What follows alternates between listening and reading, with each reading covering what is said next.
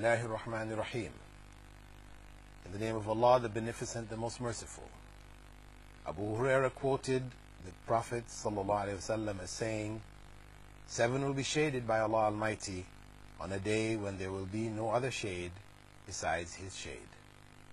A just ruler, a youth who grows up worshipping Allah, a man whose heart is attached to the mosques, 2 men who love each other for the sake of Allah. They meet on the basis of it and separate on the basis of it. A man who is invited by a woman of high position and beauty, and he replies, "Indeed, I fear Allah." A man who gives charity and hides it so much so that his left hand is unaware of what his right hand gave. A man who remembers Allah in private and his eyes become filled with tears. The first of the categories is that of the just ruler. As we said earlier, for him to be just, he must have a fear and a love of Allah. He must be conscious of Allah. And he must struggle against his desires. Because the justice is not only the external appearance of justice, because one may achieve that while being in oneself unjust, meaning that rulers may fool their subjects into thinking that there is justice in the society, but in fact they're unjust in secret. So the people are deceived. So when we speak about the just ruler, we're talking about one who is not only just in his rulings or in the appearance of justice, but that he himself, within himself, he is also just. And in that way, such a ruler will institute in his realm justice. There will be justice throughout his realm, throughout the land. And when the Prophet ﷺ describes the Mahdi, for example, who will come, is one of the signs of the last day, and Prophet Isa alayhi salam, who will come, is one of the signs of the last day, he describes them as filling the earth with justice after there being oppression and corruption throughout the land. So this is among the major characteristics of the righteous ruler. His justice covers everyone who he rules. He is not just for the powerful in the society, but for the weak, his justice doesn't reach them. And the Prophet Muhammad ﷺ stressed this when he was approached by the family of a woman from the Makhzum tribe in Medina who had stolen. And of course the rule, she had stolen enough for her hand to be cut off. So they approached Usama ibn Zayd and asked him to intercede on the behalf of the woman with the Prophet Muhammad ﷺ. They chose Usama because they knew that he was particularly loved by the Prophet Muhammad ﷺ. He was the son of his former adopted son Zayd. When Usama spoke to the Prophet ﷺ on behalf of the woman, the Prophet ﷺ became extremely upset. And he gathered the people together and he told them that what destroyed the people before, the generations that came before, was that when people applied the laws of the land, they would apply it to the poor, and the powerful would be excused. So he went on to say that if my own daughter Fatima stole, I would cut off her hand. Making it very plain, very clear, that justice is for everybody. It is across the board. So the attitude that some Muslims take today, for example, where when dealing with other Muslims they will be fair, etc., and just, But when dealing with non-Muslims, they will not be.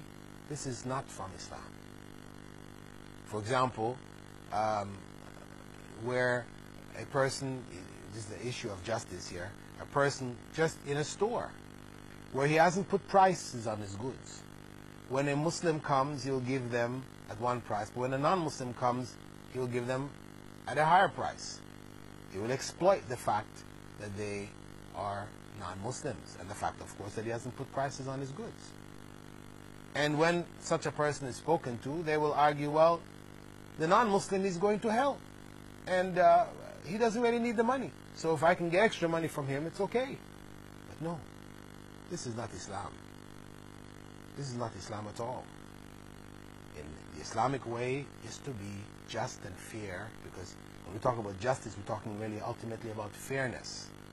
To be fair with everybody. This is Islam. This justice is manifest in all aspects of our lives, even within the family itself. As the Prophet ﷺ had stressed the importance of justice and fairness between a man and his wives, for example. That a man who is unfair to one of his wives, he denies her her rights, and he focuses only on one wife, leaving the other hanging, that he will come before Allah on the Day of Judgment with half of his body dragging on the ground, as a symbol of humiliation and degradation for his injustice.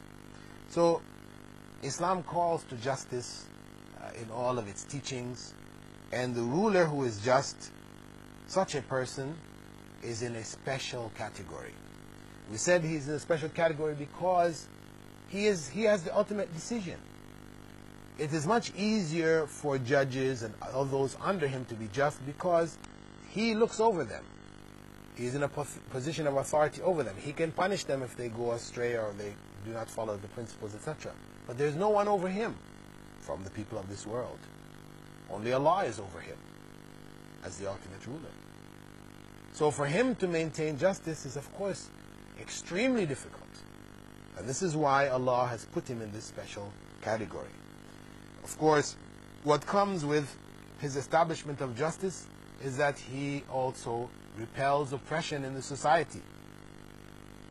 An oppression which harms the various members of society. He is in fact removing harm from their way.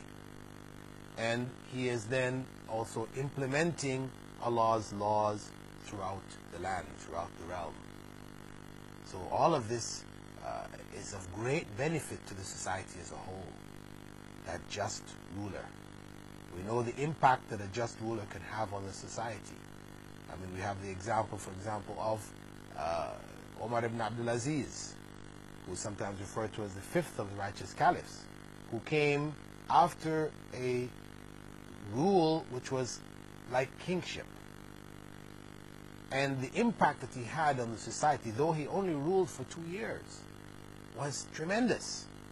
So much good came out of his period, whether it was in the areas of education, where the hadiths were collected and compiled and authenticated, or it was in the area of economics, where he returned the Baytul Mal to the people and used the wealth for the benefit of the society, and restricted himself and his family from any access to the wealth. I mean, all of these, the impact of a just ruler on the society as a whole is, it is of major importance. And as we said earlier, that the ruler, or the just ruler, though the position of being a ruler is restricted to males, this principle still applies to females in the places of their authority, within their homes, how the mother deals with her children. The issue of a just ruler will come into play, where Prophet Muhammad ﷺ, had instructed us to be just in the division and the giving of gifts in our families. For example, we don't give one child a gift and we don't give another. That we have to be just in our dealings with them. Though we may favor, though we may like one of our children more than the other, one pleases us more than the other, but we still cannot give to one and not give to the other. We have to maintain this justice before them. And the Prophet ﷺ, in other narrations, one found in Sahih Muslim and narrated by Abdullah ibn Amr ibn al-As, he quoted the Prophet ﷺ as saying, the just ones, al-muqsitin, will be on podiums of light to the right of Ar-Rahman, Allah the Most Merciful, and both of his hands are right. Those who are just in their rulings and their families, and in what Allah has put them in authority over. That Allah will put them on a special podiums of light on the day of judgment, to the right hand of his throne. This is a special position, elevating them before the rest of creation. Also, Abu Huraira quoted the Prophet ﷺ as saying, there are three people whose du'as Allah will not reject. One who remembers Allah often, the oppressed, and the just imam. Again, a special category for those who are just in their rulings, leaders who are just. And of course, this because of the fact that there is such a great reward, because the trials are so great, because as a general principle in Islam, the greater the difficulty, the greater the trials, the greater the reward for those who are able to fulfill the requirements. And this, of course, doesn't mean that we put ourselves unnecessarily into difficulty simply to try to increase the reward. But no, just as a task is before us, the greater the task, the greater the reward. On the other hand, because of the significance of the ruler in terms of establishing justice throughout the society, that ruler, when he becomes corrupt, then his impact on the society is tremendous. Then the spread of corruption is far greater than it would be where there were normal citizens who were involved in corruption. As a result of that, we find in another narration, also narrated by Abu Huraira, in which he quoted the Prophet ﷺ as saying, there are four whom Allah Ta'ala is angry with. There are four groups of people whom Allah is angry with. The first is the trader who frequently swears by Allah. Everything he's trying to sell to people, he's swearing, Wallahi, this is the best. He's using the swearing by Allah to promote his goods. This hadith is in Sahih or in the Sunan ibn Majah and in Muwatta. It's authentic. And this is something which those of us involved in trade need to reflect on, because it's a very common practice. So such people, Allah is extremely angry with.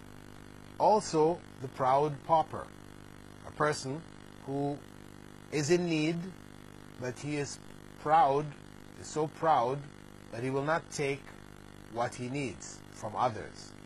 Now, of course, on one hand, we have people who are shy to go and beg, and of course it's good. It's a good characteristic. But you have others who are proud in their poverty. For example, you'll find a person who is on the lower rungs of the society, economically, etc., but he will, be proud to say, I am a Sharif, I am from the Prophet's family. This becomes a big issue and makes him feel better than others, even though in reality he is poor and at the bottom rungs of the society. Humility Islam promotes, whereas pride is considered a great evil. The third category is that of the adulterous old man. An old man, a man who has reached the end of his life, who by now should have recognized his indiscretions, earlier indiscretions, whatever, things he should be repenting from, trying to get himself closer to Allah, seek forgiveness from sins, but he's still involved in corruption and adultery. Adultery at that stage in life is something particularly evil. A young person, Allah didn't put in this category here. Prophet ﷺ didn't mention this category because the young person, he's driven by massive desires, whereas the old person, desires are down. So there's no excuse. And then the last category is the sinful imam, the imam who's corrupt. These are hated by Allah. With that, dear viewers, we've come to the end of this segment.